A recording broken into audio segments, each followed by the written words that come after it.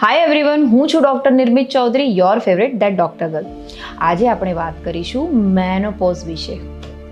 Menopause એ સ્ત્રીના જીવનનો એક કુદરતી તબક્કો છે કે જેમાં માસિક કાયમ માટે બંધ થઈ જાય છે. જ્યારે પીરિયડ કન્ટિન્યુઅસલી 12 મહિના સુધી ન આવે તો તેને મેનોપોઝ તરીકે ગણવામાં આવે છે.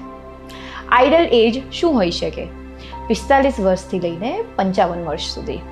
જો 40 વર્ષથી પહેલાં મેનોપોઝ આવે તો તેને પ્રી મેચ્યોર મેનોપોઝ કહેવાય છે, અને 40થી 45 વર્ષની વચ્ચે જો મેનોપોઝ આવે તો એને અર્લી મેનોપોઝ કહેવાય છે. મેનોપોઝના 5 મુખ્ય લક્ષણો છે.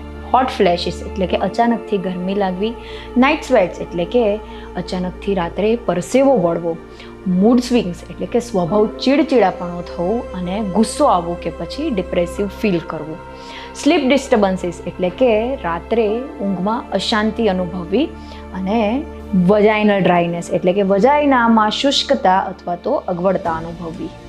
મેનોપોઝને 3 તબક્કામાં વહેંચવામાં આવે છે. એક પેરીમેનોપોઝ, બીજું મેનોપોઝ અને ત્રીજું પોસ્ટ મેનોપોઝ. પેરીમેનોપોઝ એટલે કે મેનોપોઝની પહેલાંનો સમયગાળો. ઓવરીઝમાં ધીરે ધીરે હોર્મોન્સ પ્રોડ્યુસ થવાનું ઓછું થઈ જાય છે. આથી માસિક અનિયમિત થવા લાગે છે અને ધીરે ધીરે બંધ થઈ જાય છે. જો કન્ઝિક્યુટિવલી 1 વર્ષ સુધી જો પીરિયડ ન આવે તો પછી મેનોપોઝ આવી જાય છે. મેનોપોઝ ઓવરીઝમાં એગ્સ બનવાનું બિલકુલ બંધ થઈ જાય છે. આથી માસિક પણ બંધ થઈ જાય છે. ઇસ્ટ્રોજનનું પ્રમાણ બોડીમાં ધીરે ધીરે ઘટવા લાગે છે. આ જ હોર્મોનલ ઇમ્બેલેન્સ મોટાભાગના મેનોપોઝના લક્ષણો માટે જવાબદાર હોય છે.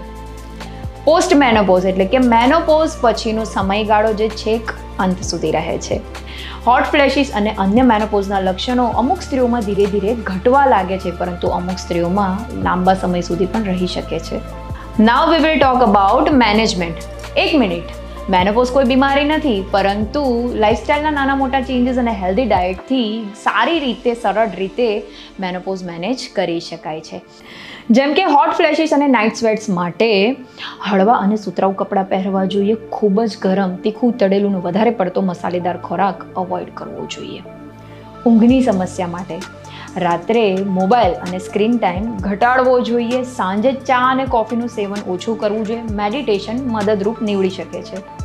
મૂડ સ્વિંગ્સ અને ચીડિયાપણા માટે પરિવાર અને મિત્રો સાથે વાતચીત ચાલુ રાખવી જોઈએ. વધારે પડતો સ્ટ્રેસ હોય તો મેડિટેશન અને યોગા ઇઝ ગુડ. અને જો ડિપ્રેસિવ ફીલ થવાતું હોય તો પછી ડૉક્ટરની સલાહ લેવી જોઈએ. વજાઇનલ ડ્રાયનેસ માટે પૂરતું પાણી લેવું જોઈએ, અને જો વધુ જ સમસ્યા હોય તો ડૉક્ટરની સલાહ મુજબ લોકલ ઇસ્ટ્રોજન ક્રીમ હેલ્પફુલ થઈ શકે છે.